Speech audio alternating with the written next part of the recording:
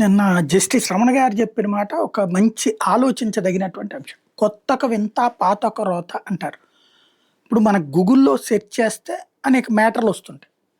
Artificial intelligence అందులో updated version లాగా ఉంది తప్పించి అద్భుతమైనవి ఏమి చేయట్లేదు. మిషనరీకి ఆర్టిఫిషియల్ ఇంటెలిజెన్స్ వాడుతున్నారంటే యెస్. మిషనరీకి ఎప్పటినుంచో అసలు మిషనరీ అనేదే మనిషి లేకుండా చేసే పని.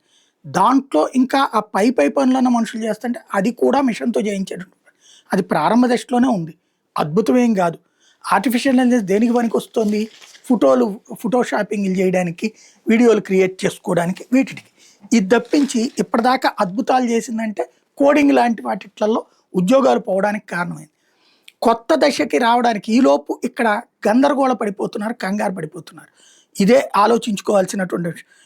ఏది కొన్ని చివరికి రోబోలు తయారు చేస్తే ఒక రోబో ఇంకో రోబోతో మాట్లాడుకుని గొడవ పడ్డది. నిన్న ఒక చోట ఎక్కడో రోబో ఇంటికి అమ్మినటువంటి రోబో వంట చేస్తున్నప్పుడు వంటకు సంబంధించిన ఇన్‌స్ట్రక్షన్స్ ఇస్తే పట్టించుకోకుండా మార్చి పడేసింది.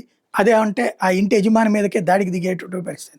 క్రమంగా యంత్రానికి మనిషికి మధ్య గొడవలొస్తాయేమో!